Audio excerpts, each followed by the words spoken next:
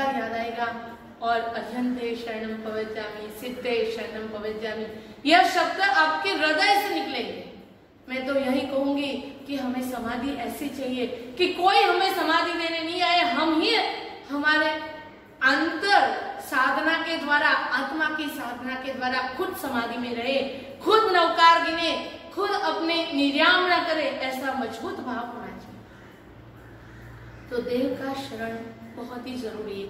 अभी से देव के शरण में जाओ तो अंतिम समय में देव का शरण मिलेगा। और देव की सबसे बड़ी आशाधना कौन सी है? तो अश्रद्धा और अंधश्रद्धा, ये दो बड़ी सबसे बड़ी आशाधना है। देव के प्रति श्रद्धा नहीं होती, करते बहुत कुछ हो लेकिन ठीक है ना, फिर परमात्मा ने जो बताई है वो आज्ञा के प्रति कोई भी श्रद्धा नहीं रहती, तो वहां वो बड़ी आशाधना है।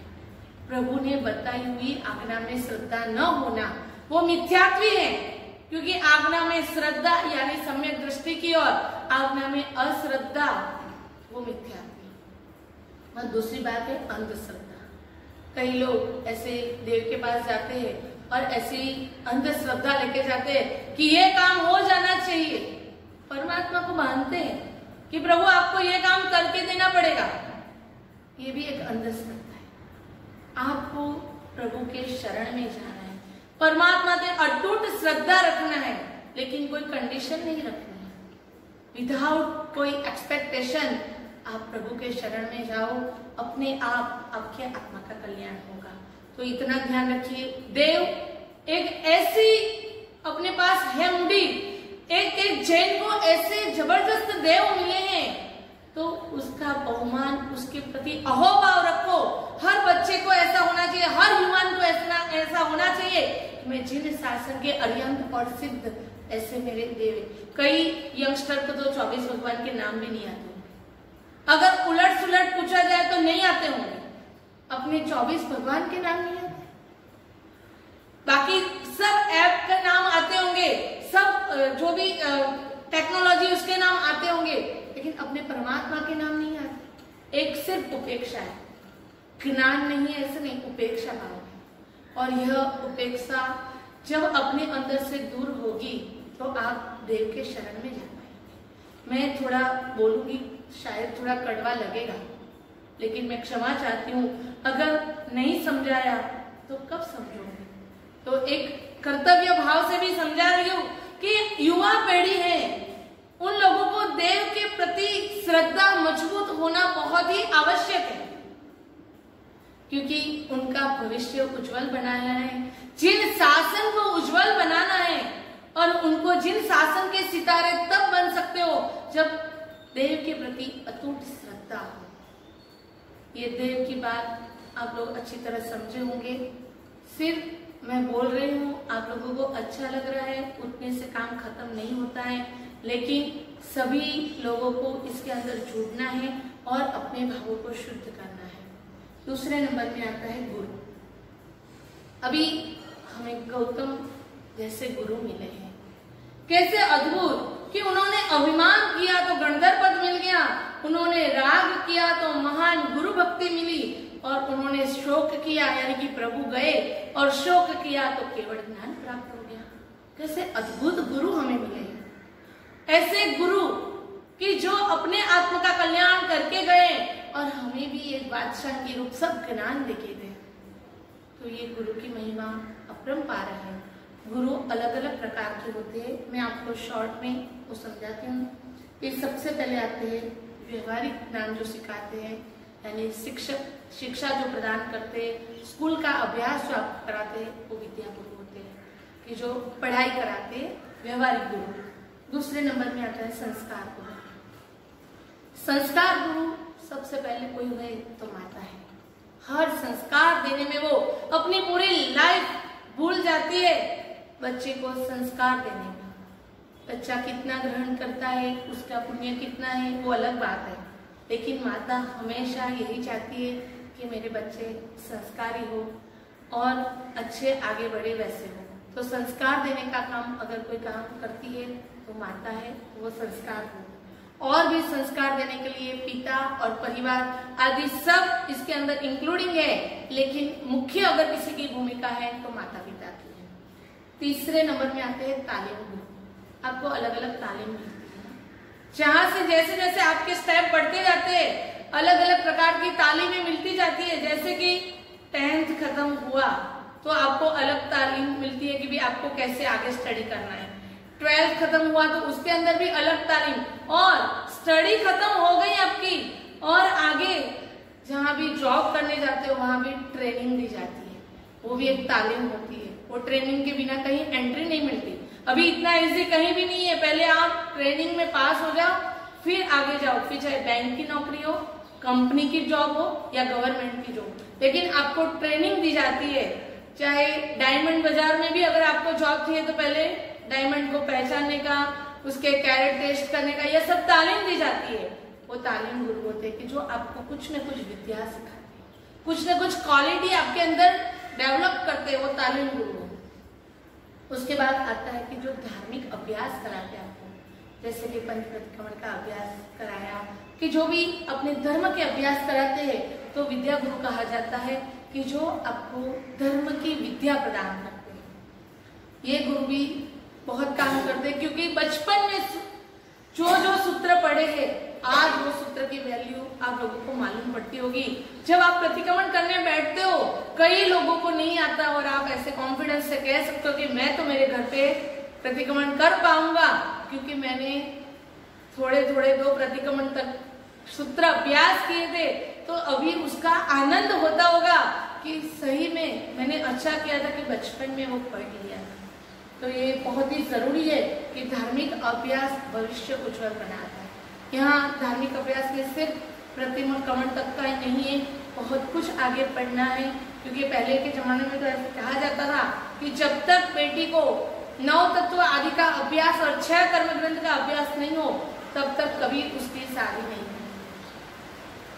ये पढ़ाई के बाद अगर उसको वैराग्य भाव हो जाए तो उसको पहले संयमित बनाना है।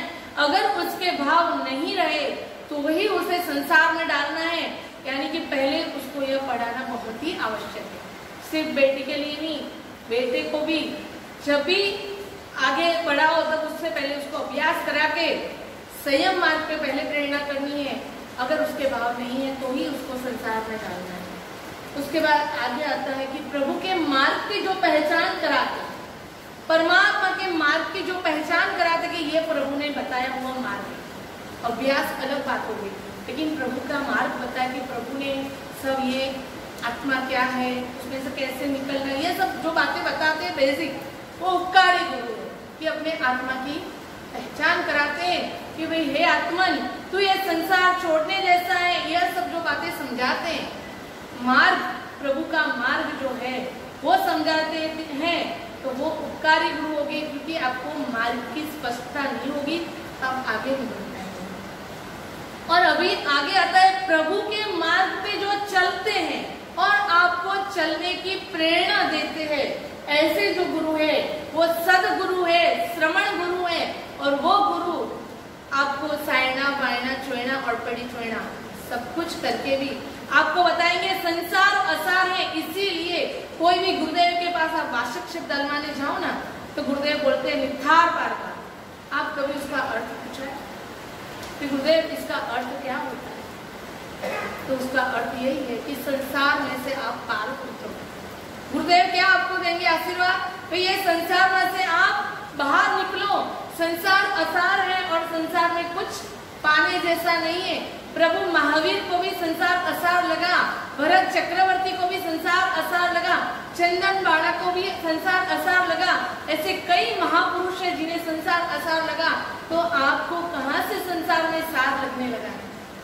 हे आत्मन पुरुषार्थ कर, ये मार्ग अद्भुत है और यह मार्ग पे चलने जैसा है। एक श्रवण, एक श्रवणी कई लोगों को ज्ञान और ध्यान से आगे बढ़ा सकते हैं।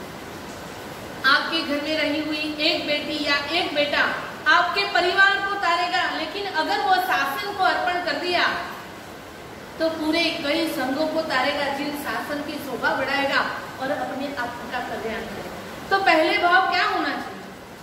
अगर वाणिया बुद्धि है तो अपने बेटे और बेटियों का भविष्य क्या चाहते हो? अगर आप सही भविष्य चाहते हो तो उसे अर्पण करो जिन शासन में। अगर उनको समझाओ कि यह मार्ग अद्भुत मार्ग है और वही मार्ग पे चलने जैसा है, ऐसे ही सहयोग में लाओ, ऐसे ही प्रेरणा करो और ऐसे ही बात करो कि उनके भाव और बढ़े, तो वो मार्ग में लेके जाने वाले वो है सदगुरु, श्रवण गुरु। और उससे ऊपर आता है कि जो परमात्मा है, जो परम पिता है, वो परम गुरु, वो श्रेष्ठ गुरु है। सबको परम गुरु के शरण में जाना है, लेकिन सदगुरु और श्रवण गुरु जो है, पंच महाव्रतधारी जो गुरु है, वही हाथ पकड़ के आपको प्रभु के मार्ग तक लेके जाएंगे, आपके दर्शन, ज्ञान और चारित्र की शुद्धि कराएंगे, आपको प्रभु के प्रति शुद्ध श्रद्धा कराएंगे, आपको ज्ञान की स्पष्टता कराएंगे। और चारित्र मार्ग पे चलना है तो कैसे चलना है, वो हाथ पकड़ के खुद चलेंगे और चलाएंगे, सिर्फ बातें नहीं करेंगे, वो खुद चलेंगे और साथ में चलाएंगे। है आत्मन तू चल, यही मार्ग परमात्मा तक पहुंचाता है और यही मार्ग तेरे आत्म कल्याण का है। तो ऐसे गुरु के हाथ पकड़ो कि जिससे आपके आत्मा का कल्याण है। वो गुरु है जिन्हें पर की चिंता नहीं है, सिर्फ वही चिंता है कि जो आत्मा आता है उसका कल्याण हो। उन्हें बस एक ही चिंता है कि जगत के सभी जीव प्रभु मार्ग पे आगे बढ़े और खुद अपनी साधना में आगे चलते ही जा रहे हैं। तो ऐसे गुरु के शरण में जाना बहुत ही आवश्यक है। तो आज के दिन जब गंधर्वाल आता है तो आपको इतना ध्यान रखना है मन में कि मेरे जीवन में एक गुरु अवश्य होने चाहिए जिनका हाथ पकड़ के मैं प्रभु के मार्ग पे जाऊं, जो मोक्ष मार्ग पे आगे बढ़ने के लिए आपको ज्ञान दे, जो आपकी जैसी भूमिका है वो भूमिका से आपको उठाने के लिए यथाशक्ति प्रयत्न करें, तो ही आप अपने आत्म का कल्याण कर पाएंगे। तो यह हो गई गुरु की बात। और देव गुरु और लास्ट में आता है धर्म। धर्म एक ऐसी चीज है कि क्रिया, साधना, आराधना और आत्म कल्याण की ओर जो लेके जाता है वो धर्म है, जो संसार का राग और द्वेष से मुक्त करता है। संसार के राग द्वेष कब कम होते हैं? जब धर्म में। अभी आप लोग सब धर्ममय हो, दिन के कितने घंटे आराधना में हो, कहीं राग द्वेष होता है? याद भी नहीं आता, कोई पिक्चर याद नहीं आता, कोई फिल्म याद नहीं आती, कुछ भी नाटक याद नहीं आ रहे, कोई फ्रेंड्स पार्टी कुछ भी याद नहीं आता। धर्म की अनुभूति ही ऐसी है, तो उसको बार बार याद करने का मन होता है। तो धर्म में रहते हो तो आनंद ही आनंद है। लेकिन जीव है ना, प्रमाद में हमेशा रहना उसे अच्छा लगता है। कोई हाथ उठा के उसे बाहर भी निकालता है ना, तो हाथ छोड़ के वापस उसमें ही जाते, बस बस बहुत हो गया धर्म। जैसे ही संवत्सरी खत्म, पूरा धर्म का पानी उतर जाएगा, पूरा गिलेट उतर जाएगा, क्योंकि गलत गिलेट चला है।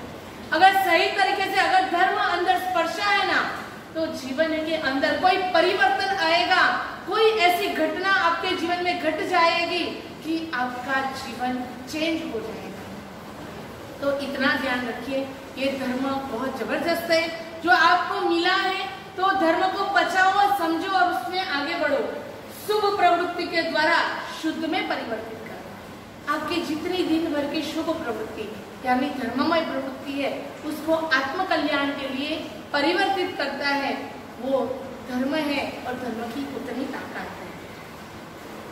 देखो, यह धर्म हमारे अंदर होना ही चाहिए और धर्म के लिए हमें इतना पुरुषार्थ भी करना चाहिए। 4 प्रकार के धर्म बताइए, दान, शील, तप और भाव। ये चारों 4 धर्म का पुरुषार्थ अरिहंत और देव के साथ और गुरु के साथ करेंगे तो आप आपके आत्म कल्याण को पा सकेंगे।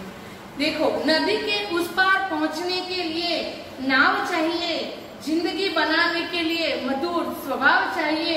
निर्वाण और निर्माण की बातें तो बहुत सुंदर है, लेकिन वहां तक पहुंचने के लिए निर्मल मैत्री भाव चाहिए।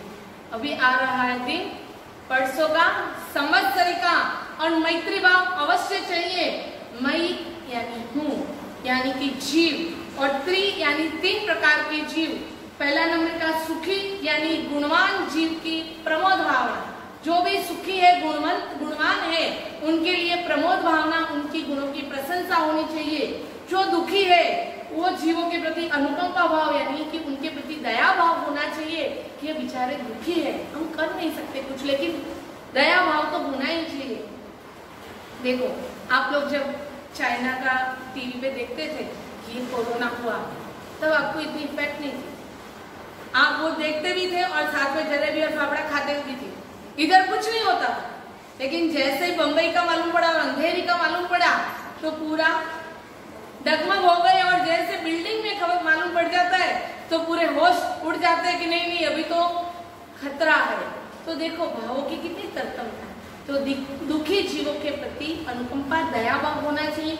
और पापी है, बहुत द्वेष करते हो ना, सामुदायिक द्वेष मानते हो, वो जीवों का उदय ही ऐसा है कि उनको यह पाप करने का मन होता है, तब उनके प्रति अशुभ प्रवृत्ति वाले जीवों के प्रति माध्यस्थ भाव करना चाहिए कि उनकी दशा यह है, हम कुछ नहीं कर सकते। तो यह 3 भाव मजबूत तरीके करके अपने परिणाम को सुधारना चाहिए। देखो आदेव, गुरु और तन्मती हमने अद्भुत बातें की है। आप अपने जीवन में बार बार उसका स्वाध्याय करो। आपको कभी कभी ऐसे होता है कि हमारे से सुबह भी यह प्रवचन होता है, तो शाम दोपहर को भी आप अलग तरीके से यही प्रवचन सुना। आप सुबह भी खाना खाते हैं, दोपहर को खाना चेंज होता है, लेकिन खाना तो खाते ही हो। कल भी स्नान किया था, फिर भी आज स्नान तो करते। ऐसी कई प्रवृत्तियां बार बार करते हो, तो यह तो बार बार करने से आपके परिणाम और भाव चेंज हो जाएंगे। तो जरूर इसमें आगे बढ़े। यही शुभ मंगल भावना के साथ शुभम भवतु। कल का प्रवचन का विषय है क्षमापना और आलोचना। तो आप सभी दोपहर को बरोबर 2:30 बजे आप सबके जितने लोग हैं उन सबको जोड़िए और यह सुनने के लिए जरूर आइए। सर्वमंगल सर्वमंगल मांगल्यम सर्व कल्याण कारणम प्रधानम सर्वधर्माणां